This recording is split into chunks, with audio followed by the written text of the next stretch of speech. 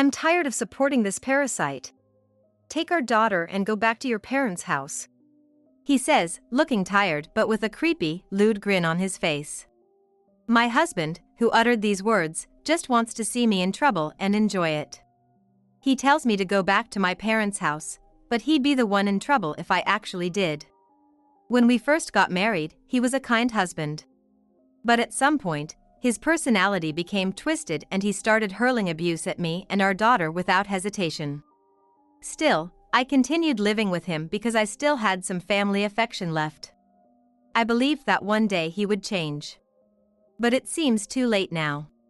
My husband, who calls me a parasite and laughs as if he's enjoying it. I can't stay with him any longer. I close my eyes for a moment, making up my mind. Then, I look straight at my husband and launch my counterattack. My name is Sarah, a 62-year-old. I live with my husband Ethan, whom I've been married to for 40 years, and our 32-year-old daughter Emily. We live in a house owned by my in-laws. My father-in-law passed away 25 years ago, and my mother-in-law 20 years ago. We used to be a family of 5, but now we're down to 3, and the old house feels a bit spacious. Emily is still unmarried and does housework while working from home, which is a big help for me since I'm busy with work on weekdays. Ethan took over his parents' company and was managing it, but the company went bankrupt when Emily was in elementary school. After that, he got a job at an acquaintance's company and has been working there. To be honest, Ethan's salary is well below average, so Emily and I are working to make ends meet. Both Emily and I earn a decent amount of money. However, Ethan says things like, "Women's work isn't that big of a deal anyway, right?" He doesn't understand at all that we're able to live our current life thanks to us, and he looks down on us. On top of that, even though I work full-time, Ethan somehow mistakenly believes that I'm a part-timer. I work at a factory of a certain company, but Ethan seems to think that factory work is simple and anyone can do it. Some jobs may be simple, but mine is not something that just anyone can do. No matter how many times I explain this to him, Ethan refuses to understand. Furthermore, Ethan apparently thinks that Emily, who needs to work on a computer all day due to the nature of her job, is just playing around on the computer and is unemployed. I've explained this to him many times, but Ethan has decided that our daughter is unemployed and looks down on her. She's old enough but doesn't get married, just stays at home and plays all day. We really failed at raising her. He says such things right in front of her without hesitation. At first, Emily would talk back to him, but lately, she just gives him a tired glance. Her face says it's pointless to say anything to him. In this manner, Ethan has convinced himself that he is at the top of the household and has deemed us beneath him, hurling abuse at us. He seems to think that as the man, he is the breadwinner of the family and deserves to be respected. Of course, Ethan wasn't like this when we first got married. I think he was probably influenced by his father. My father-in-law was the epitome of a domineering husband and treated my mother-in-law like a servant. Before we got married, Ethan despised his father for being like that. But once he got married himself, he started doing the same things as his father. It got worse year by year, and now that he's in his 60s, it's become unbearable. What should I do? I spent my days sighing more and more, unable to come up with a solution. Then, one day, something happened. That day, an unexpected job came in, and I ended up coming home quite late. The client had mistakenly set the desired delivery quantity too low and asked if we could somehow make up for the shortage. It was a pretty unreasonable request, but since they were a client we had a good relationship with, it was decided that all employees would work at full capacity to deal with it. Emily also had a rare meeting with a client outside the house, so the only one at home was Ethan, who had finished work early and returned. Immediately after it was confirmed that I would be working overtime, I contacted Ethan and told him that I would be late today, so he should prepare dinner himself. After that, I became busy with work, and I was finally able to return home close to 10 p.m. Looking at the parking space at home, I could see that Emily's car wasn't there, indicating that she hadn't come home yet. I was busy, but it seemed like Emily was having an even harder time, so I opened the front door while worrying about my daughter. "I'm home." "You're late. Where have you been hanging out until now?" As soon as I got home, without even a chance to catch my breath, I was pestered by Ethan, whose face was red with anger. Tired, I unintentionally frowned as I answered. "Where?" "At work. I contacted you, didn't I?" "I didn't see any such contact. If you're going to be late, properly let me know by phone." I sent a message because I didn't have time to call, but even if I said that, Ethan probably wouldn't be satisfied. "It must be nice to be able to hang out until this hour without even making dinner. Hurry up and make me something to eat." "Huh? You haven't eaten yet? Even though I contacted you to prepare it yourself." Even if he hadn't seen my message, normally, if I didn't come home until this hour, he would prepare dinner himself. However, it seems that the very idea of preparing dinner himself doesn't exist in Ethan's mind. Preparing meals is a woman's job, isn't it? I almost felt like holding my head in my hands at Ethan's self-centered and outdated statement. "Hey, I can hear Dad shouting from outside."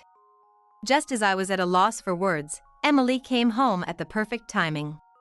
Emily looked at Ethan with cold eyes and opened her mouth. "Do you know what time it is? If you make any more noise, the neighbors might call the police again." Once, when I came home late at night after a class reunion, Ethan yelled at me in a voice that echoed throughout the neighborhood. I had properly informed him that I would be coming home late, but he didn't like that I had been out enjoying myself, so he hurled abuse at me as he saw fit. Apparently, Ethan's heated voice had echoed throughout the neighborhood. A neighbor's wife who was worried about me called the police, and the officers who rushed over scolded Ethan severely.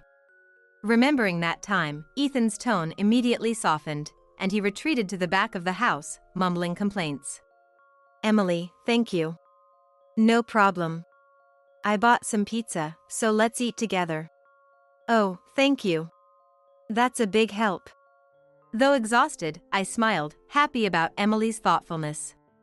2 weeks after that incident, I was meeting up with a high school friend for the first time in a while and had arrived at the station where we were supposed to meet. "Olivia, long time no see." "Sarah. I've missed you." The one smiling at me was Olivia, my best friend from high school. Unlike me, she was a reliable person who went to a university with a high deviation value and worked hard while raising children.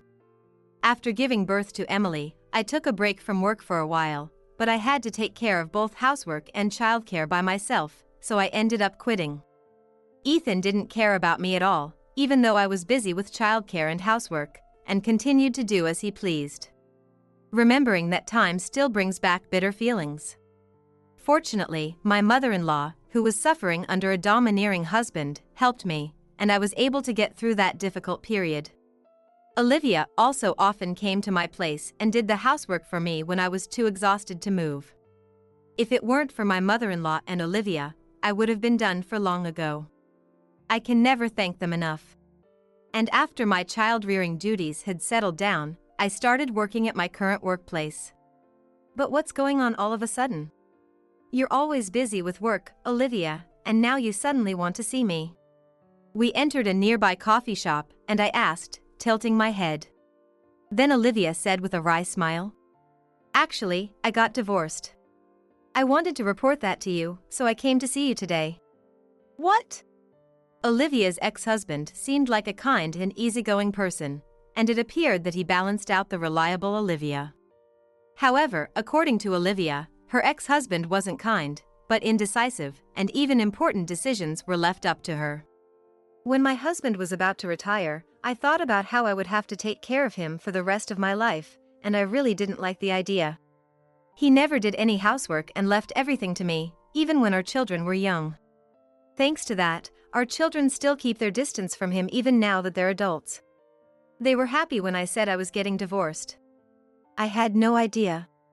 I thought that even households that seem to be doing well have various struggles behind the scenes."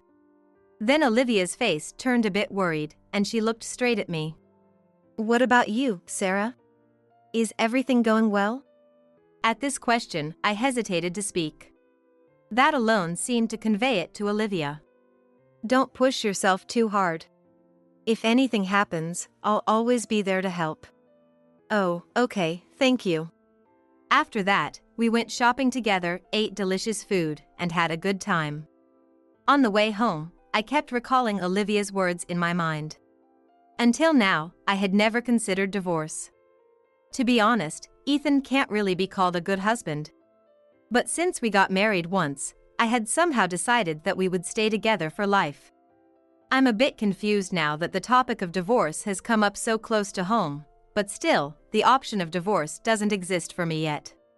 Ethan's in that state now, but maybe his personality will mellow out a bit once he retires and starts staying at home more. With that hope in mind, I opened the front door. I'm home. However, what awaited me when I got home were the arguing voices of Ethan and Emily. Stop being unemployed and wandering around, and get a proper job. Don't think we're gonna take care of you forever. I told you, I am properly working from home. And I don't remember ever being taken care of by you, Dad. Hey, what are you doing? I hurriedly step in between the two. When Emily sees my face, she gets a startled look and closes her mouth. Ethan still can't calm his anger and glares at Emily with sharply raised eyes. Emily, let's talk, just the two of us. Leaving Ethan, who's making a ruckus, I take Emily to another room. Emily lets out a big sigh and speaks with an exasperated look. I was working at home, and Dad started making a fuss about preparing a meal. I told him to wait a bit because I was busy, and he lost it. He tried to break my computer, so we got into an argument. I think I've reached my limit living with Dad. Saying that, she looks at me with a slightly distorted face. I've stayed in this house until now because I was worried about leaving you behind, Mom. But it seems like my personality and Dad's are a total mismatch. I don't think I can stay together any longer. Something like today might happen again. If my work tools get destroyed, I might not be able to hold back and end up hitting him. I'm thinking of renting a place somewhere and living alone. I see. Imagining Emily leaving this house, my heart sinks. I've been relying on Emily so much until now. Not just with housework and daily life, but more than anything, she's been supporting me emotionally. What will happen to me if Emily, who's been like that, is gone? Mom, you should think about your own life too. Why don't you leave with me? I couldn't give any response to Emily's words. 1 week after that incident, Emily is steadily progressing with her packing. At this rate, she can probably leave any time. However, Ethan doesn't seem to have noticed at all that his daughter is preparing to leave because of him. Since then, I've been keeping my distance from Ethan. Until now, whenever Ethan complained about something, I would silently do as he said. That was the best way to get by without making waves. But now, a change is happening in my heart. On the other hand, Ethan seems quite irritated with me for not listening to him as usual. And today, Ethan finally resorted to an outrageous method. I'm tired of supporting this parasite. Take our daughter and go back to your parents' house. What he thrust at me while saying that was a blank divorce form. Ethan slammed it down on the table and said in a pompous tone, If you don't want a divorce, respect me more. You've been getting cheeky lately, haven't you? Know your place as a wife. You probably wouldn't be able to survive if you divorced me, would you? Well, I don't mind either way, but if you really insist, I won't divorce you. It seems Ethan is trying to use divorce as a shield to make me obey him. The me of the past probably would have followed what Ethan said. But the current me is different from the me of the past. I have already made up my mind. I smile at Ethan, who's grinning. It seems Ethan mistook my smile as a sign that his demand had been accepted. Don't ever go against me again. However, without responding to that, I take out a certain item from the bag placed nearby. Here's the divorce paper. I'm glad I won't have to support you anymore. What? What I handed to Ethan while unintentionally laughing was a divorce paper. What? What is this? What do you mean? It's the same thing you just handed me, isn't it? I was thinking about when to bring it up, but I'm glad you mentioned it first. Ethan looks at the divorce paper I handed him with a flabbergasted expression. Then, as if realizing something, he gets a startled look and opens his mouth in confusion. Wait a minute! You said something about not having to support me anymore. What does that mean? What does it mean? You were my dependent, weren't you? If I divorce you, you'll be removed from my dependents, so my take-home pay will increase and it'll help me out. Actually, Ethan had become my dependent after his parents' company went bankrupt. After losing the company, Ethan was unemployed for a while. Since paying insurance premiums and taxes seemed like it would strain our household finances, he was added as a dependent of me, who was already working at the time. By the way, at the company I joined after Emily's childcare duties had settled down, I was just a part-timer at first. However, by some coincidence, it seemed like the job suited me, and even as a part-timer, I kept producing results one after another. And a year after joining the company, I was promoted from a part-timer to a full-time employee. After that, I kept getting promoted, and currently, I'm serving as the assistant factory manager. Ethan has no interest in my work and seems to be under the mistaken impression that I've been a part-timer the whole time, but I'm in a fairly high position within the company. However, Ethan says something unbelievable. Huh? What are you talking about? I'm properly working at a company. You're the one who's my dependent. I'm the one supporting you. What? What are you saying? You're not a full-time employee. You're treated as a part-timer, and you only earn within the dependence limit, don't you? Surprised by this, I unintentionally raised my voice and retorted. Come to think of it, I remember something from the past. When adding Ethan as my dependent, I did explain it to him properly. However, Ethan said, "Oh, I hate that kind of complicated talk. If there's some procedure to do, you handle it on your own," and completely dumped the procedures on me. I wonder how he managed to run a company like this, but I realize this is why it went bankrupt. In the first place, after his father passed away, Ethan took over the company, but in reality, his mother was in charge of management. According to Ethan, he left all the complicated matters entirely to his mother. After the company went bankrupt, Ethan has been working part-time at an acquaintance's company, but his acquaintance must have mentioned the dependent situation when he joined. However, Ethan didn't know he was my dependent, so he probably just let his acquaintance's talk go in one ear and out the other. Realizing anew how ignorant of common sense this person is, I hold my head in my hands. At the same time, I genuinely thought it was good that I had made the decision to divorce. What triggered my decision to divorce was Olivia's divorce. At the time, I thought divorce didn't exist as an option for me, but it seems the word divorce had always remained in my heart without me noticing. And then the incident with Emily happened, and the idea of divorce that I had tucked away came to the surface. After deciding to divorce, I contacted Olivia. Olivia listened to my story and promised to introduce me to a lawyer who's good at handling divorces. I relied on this person too, but they're very dependable. They have a proven track record and are skilled, so you can leave it to them with peace of mind. Thank you, Olivia. I don't know how to express my gratitude. It's okay, don't worry about it. If there's anything else I can do, don't hesitate to rely on me. When you successfully get divorced, let's have a toast together. I was encouraged by Olivia's cheerful voice on the other end of the phone. After that, I proceeded with preparations for divorce while receiving advice from Olivia. I had already told Emily that I was getting divorced, but the moment the word divorce came out of my mouth, Emily smiled with a very happy look. I'm glad. I was only worried about leaving you behind, Mom. And hey, I want you to look at this. What Emily took out was a flyer for a certain condo. This is a bit old, but the rooms are spacious and I think it's just right for 2 people to live in. It's close to your workplace too, what do you think? Want to live together in this room? At Emily's proposal, I almost felt like crying. Unlike me who was spacing out, my daughter is reliable and had been preparing various things in anticipation of this situation. I nodded firmly back at Emily. So, I'm gonna leave with Emily. You'll be removed from my dependents, so from now on, you'll have to pay for everything yourself. That being said, Ethan has only been earning a little until now. He's employed at an acquaintance's company, but he's been treated as a part-timer for many years, and it'll be difficult for him to become a full-time employee from now on. Even if he increases his workdays, the salary Ethan can receive as a part-timer is limited.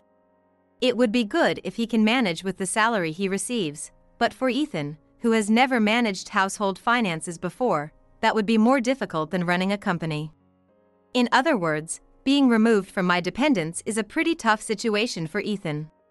Since Ethan didn't know he was listed as a dependent, I don't think he fully understands the gravity of the matter, but he seems to realize that things have turned bad, and his face gradually turns pale.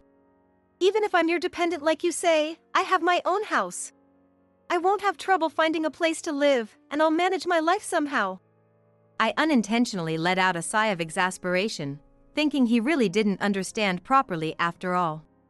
By the way, the house Ethan is referring to is this house we're currently living in, but it originally belonged to his parents and is quite old. It's falling apart everywhere, and there are many parts that could break down at any moment. The cost of repairing the house would be a considerable amount, but I wonder if Ethan can pay that money. Unable to think that deeply, Ethan continued to hurl abusive words at me.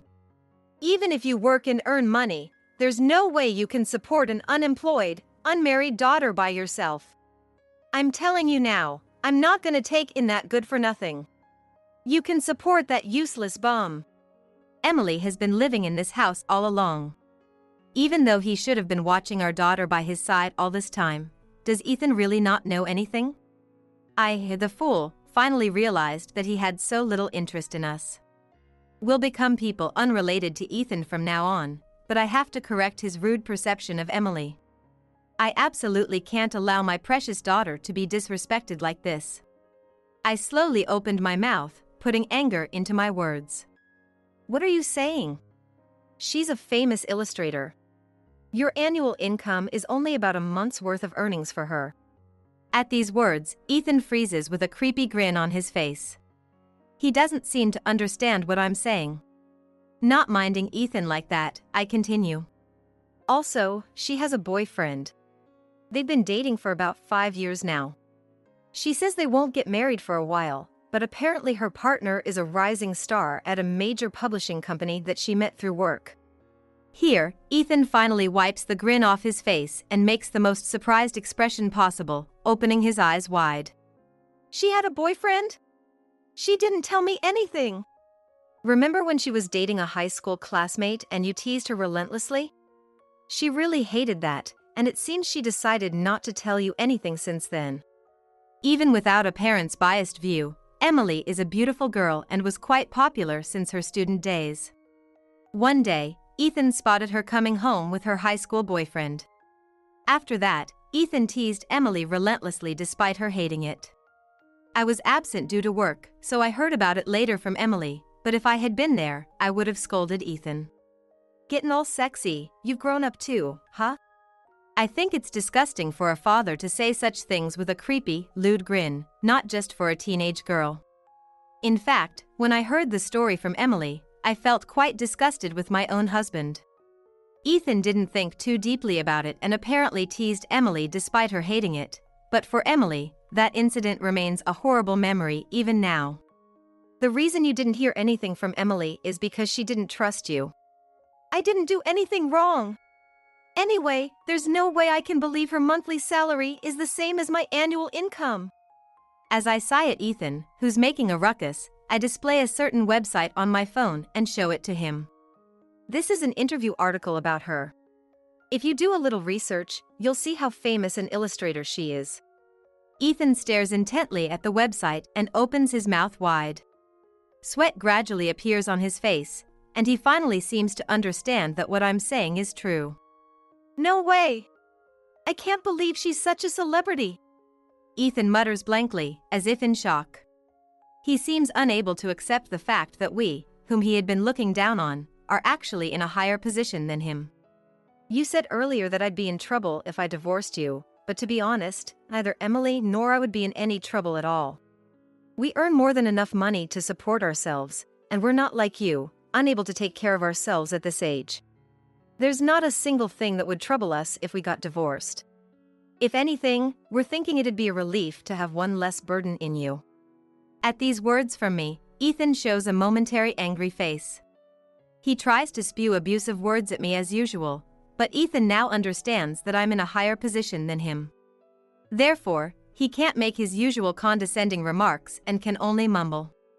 Just when I thought he was looking down and thinking for a while, he suddenly puts on a smile and says this with a flippant attitude. "I was just joking earlier." Huh? I unintentionally let out a dumbfounded voice, but it can't be helped. Ethan thrust the divorce paper at me, tried to threaten me and make me obey him, and then claimed it was a joke. Saying such horrible things and then turning it into a joke when things don't go his way is way too self-centered. Anger wells up inside me, but Ethan doesn't notice. "A lot of things happen when you've been married for a long time. This is just one of them. Let's both forget about the divorce thing, okay?" Ethan refuses to admit his faults and insists it's mutual. Seeing Ethan making such a pathetic excuse to protect his pride, my anger reaches its limit. "Don't mess with me." Huh? What joke? Even if you say it's a joke, I've been serious from beginning to end. I glare at Ethan. It seems my overflowing anger shows on my face, and Ethan's face contorts in fear. "Since you still don't seem to get it, I'll say it clearly. I've come to utterly despise you. I don't have a shred of affection left for you anymore. Right now, I want to divorce you and become strangers as soon as possible." I had never said such harsh words to Ethan before. Therefore, he seems to be quite shocked. He's trembling as he listens to my words. "Marrying you was the biggest mistake of my life, but thanks to that, I'm grateful that I was able to become family with a wonderful daughter like Emily. But that's it. I can't bear being married to you for even a minute or second longer. It makes my skin crawl." As I say that, I thrust the divorce papers at Ethan once more. "Hurry up and fill this out. You're gonna leave me all alone," Ethan shouts in a desperate voice. "Even if I'm left alone and feel lonely, you don't care at all. You married me because you liked me, didn't you? Even if your partner ends up living a miserable life, you don't feel sorry for me at all." No, I don't feel sorry for you at all. I don't sympathize with you either. After we get divorced, I couldn't care less what happens to you. It's true that I married Ethan because I liked him, but affection isn't infinite. Over the long married life with Ethan, my affection had disappeared long ago. Still, the reason I stayed with Ethan was because I didn't have the option of divorce in my mind. I had unconsciously convinced myself that once you get married, you stay together until the end. But my foolish choice ended up making Emily suffer. And I myself was suffering without realizing it. I'm amazed at my own stupidity for only realizing this at this age. That's why I don't want to make a mistake in my life from now on. In order for me to start a new life, I absolutely have to divorce Ethan. To deliver the final blow to Ethan, I slowly open my mouth and say, "I was living with you all this time out of mere inertia." "Inertia? How could you?" Ethan, completely rejected by me, kneels down on the spot with a look of despair. Tears are pouring from his eyes, and he doesn't seem to have the energy to wipe them away. "So, sign this, okay?" But without paying any mind to Ethan like that, I smile and thrust the divorce papers at him once more. After that, I tried to get Ethan to fill out the divorce papers, but he refused while crying. Having no choice, I decided to have another discussion with the lawyer Olivia introduced me to. I hadn't been able to get divorced yet, but I didn't want to stay with Ethan any longer, so I quickly packed my things and moved to a new place with Emily. However, on the day Emily and I were leaving, Ethan cried and tried to stop us. "Please, reconsider." No, absolutely not. Maybe he thought he couldn't get through to me, so Ethan shouted at Emily. "You're not gonna leave your dad all alone, right? You're a good girl, aren't you?" Treating a 30-year-old adult like a child, I was taken aback, but Emily coldly rejected Ethan. This is your own fault, isn't it? I mean, you've said terrible things to me all this time, and now you have the nerve to say that? You told me to get out right now, you unemployed good-for-nothing, didn't you? I did what you wanted, so what are you unhappy about? That was meant to be a joke. There are things in this world that can't be brushed off as a joke. I hope you learned your lesson. Leaving those words behind, without giving Ethan a single glance, Emily got in the car with me. Wait for me. We left the house we had lived in for many years without looking back once. After that, I started the divorce proceedings with a lawyer involved. Ethan apparently made quite a fuss. This has nothing to do with you. Cornered, Ethan apparently said such a thing to the lawyer. However, the lawyer lightly brushed him off. I certainly have no relationship with you, but I've been hired by your wife. And I know how to take you to court and force a divorce, even if it's against your will. If you really don't want a divorce, shall we go to court? Your wife has told me that's fine with her. I had predicted that Ethan would make a fuss, so I had told the lawyer that going to court was an option if necessary. Thanks to that, Ethan signed the divorce papers, albeit while crying. And with the divorce successfully finalized, I was finally freed from the shackles of Ethan. After the divorce, Ethan is apparently living frugally while working at an acquaintance's company. However, I heard that since he's no longer my dependent, his burdens have increased and his life has become quite difficult. The neighbors know about Ethan's words and actions towards me, so no one tries to help him. Struggling with loneliness and poverty, Ethan is barely getting by, but this is all his own doing.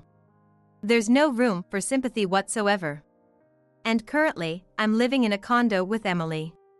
I'm home. I'm tired. Welcome back, Mom. I made dinner. But first, go take a shower and wash off your sweat. Wow, thank you. With the stress of Ethan gone, I was spending every day peacefully. Supporting each other through our busy work, we are living peacefully today as well. I had already contacted Olivia right after the divorce was finalized, and we promised to make time and have a toast together. Looking forward to that day, I'm living my life to the fullest.